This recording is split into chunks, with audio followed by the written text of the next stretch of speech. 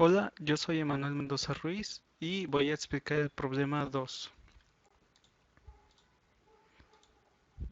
Bien, el problema 2 es el siguiente, dice, dada la información que aparece en la figura 4.109 determine A, corriente colector, B, resistencia de colector, C, resistencia de base y D, voltaje corriente emisor. Aquí podemos ver el circuito del problema. Y pues vamos a iniciar. Lo primero que se nos pide pues es la corriente de colector.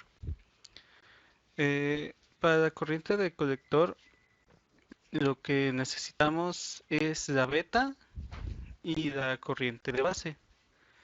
Aquí como ya tenemos la corriente de base que son 40 microamperes y también tenemos que la beta es de 80, simplemente pues los multiplicamos.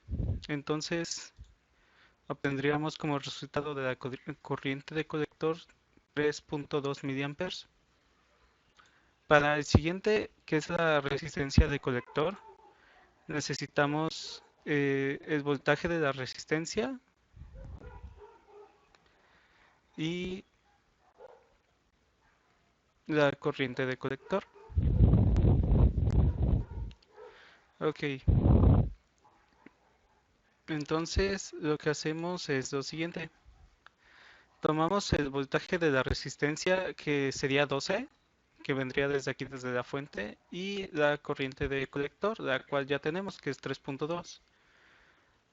Bueno, también tomaríamos en cuenta este voltaje de aquí, que pues viene negativo desde donde está la resistencia. Bueno, va a negativo para después ir a tierra. Sería un camino así el que sigue.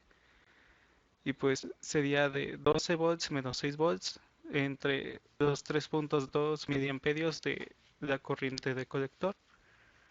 Y como resultado tendríamos 1.875 kiloohms. Para la resistencia de base, lo que tomamos sería el voltaje de la base y la corriente de base. La corriente de base ya la tenemos, son 40 microamperes. Y la corriente de base también ya la conocemos. Sería de los 12 menos 2.7. Entonces sería un camino así el que más o menos llevaría. Sería desde aquí, desde el positivo, baja al negativo, pasa por aquí por el transistor y se va a la Tierra. Más o menos ese sería el camino que seguiría la corriente para llegar o para ser calculada. Entonces lo calculamos y sería de 282.5 kiloohms. Para obtener el voltaje de colector emisor, lo único que tendríamos que hacer sería pasar de acá del voltaje de colector, pasar por el transistor y bajar. Como no hay nada que impida el paso, simplemente pues se tomaría el voltaje de colector, porque no hay nada que nos impida el paso, por ende seguirá siendo el mismo. Y sería de 6 volts. Y estos serían los resultados de los incisos de corriente de colector, resistencia de colector, resistencia de base y voltaje colector emisor. La simulación en falta se presentará siguiente. Aquí tenemos la simulación en Falstad. Podemos ver que tenemos las mismas medidas que en la imagen que teníamos de ejercicio. 12 volts, los 6 volts de aquí, los 40 miliamperios, que pues varía un poquito, pero pues no creo que haya problema. Y también tenemos las resistencias. Aquí podemos ver que, por ejemplo, esta resistencia es de 1.875 kiloohms. Esta otra, la resistencia a ver, esta es la resistencia del colector. Esta es la resistencia de base que tiene 282.5 kiloohms.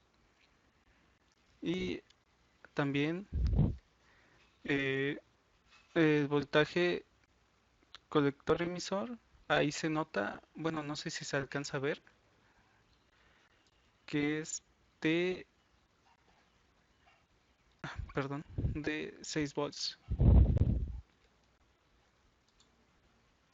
Por cierto, también se me estaba olvidando y también está la corriente del colector que es de 3.2 miliamperes. Gracias por su atención.